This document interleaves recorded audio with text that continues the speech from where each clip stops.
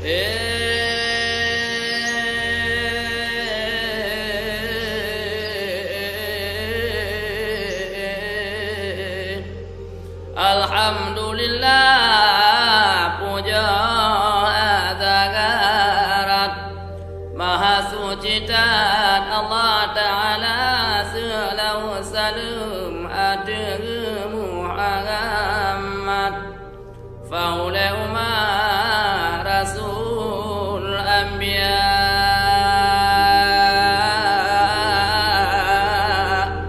Dengarkan kisah asal usul Aceh Barat, di sinan mengat pun lain nama pun gawe 16 orang tua gadat di sinan mengat terus amja namla ule balang tinan musapat kapori wayalun bumpama yu masadile wa sagagabat mula Aceh Barat sinan kebunama.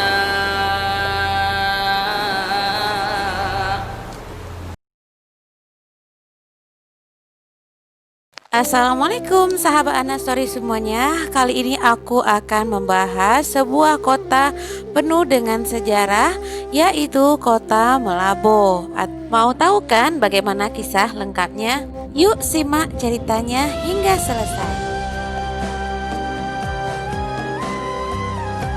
Untuk sejarah kota Meulaboh, artinya orang-orang yang tinggal di Meulaboh, ada yang mengatakan bahwa mereka adalah orang-orang yang berasal dari Minang.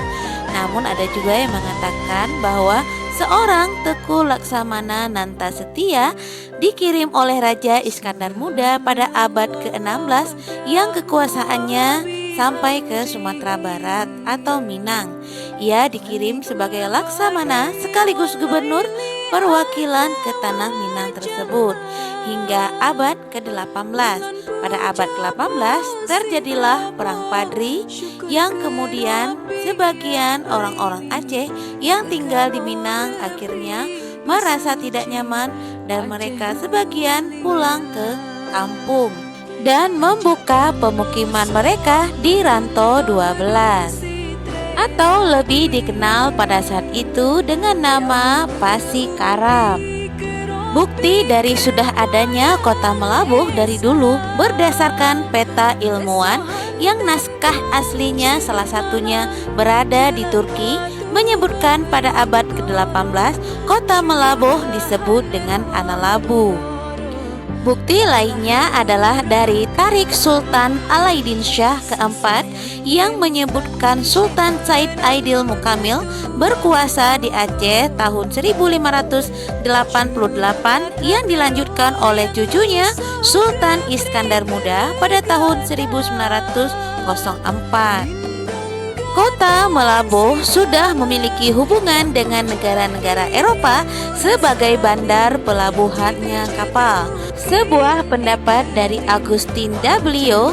tahun 1621 mengatakan bahwa di kota Meulaboh sudah ada bandar di barat selatan dan di timur Aceh. Ada juga yang mengatakan bahwa masyarakat di Meulaboh itu adalah percampuran budaya atau pergesekan antar kerajaan ekonomi masyarakat yang ada di Minang, yang mereka memang suka dan sangat gemar untuk melakukan perantauan.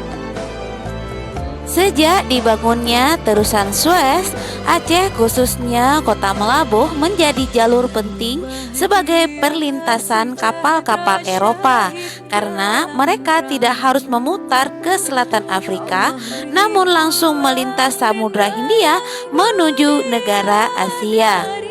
Bukti dari Laut Meulaboh menjadi perlintasan kapal-kapal Eropa adalah dengan terdamparnya sebuah kapal Nesero milik Inggris di Panga atau Tenom yang membawa gula dari Ulele. Lalu kapal itu ditawan oleh Raja Tenom dan dijadikan sebagai tebusan ke Belanda. Lalu Belanda meminta bantuan Teku Umar untuk membebaskan tawanan tersebut. Teku Umar menerima dirinya sebagai juru runding. Lalu pergilah dia dengan sebuah kapal skoci atau buncelen ke kapal tersebut. Namun dalam perjalanannya ternyata orang-orang Belanda yang ada di kapal buncelen mengejeknya. Karena merasa direndahkan, lalu Teku Umar membunuh seluruh orang-orang Belanda yang ada di kapal buncelen tersebut. Belanda mendarat di Aceh tahun 1973, yaitu mendarat di Pantai Ulele dan terus melakukan perluasan wilayah kekuasaan atau melakukan invasi hingga sampai ke kota Malabo. Malabo memiliki peran yang sangat strategis sebagai sentral perdagangan dan pusat pengontrolan kewenangan wilayah barat. Sampai di sini dulu ya ceritanya. Jangan lupa ikuti terus kita karena akan ada season kedua cerita dari Kota Malabo. Sampai jumpa.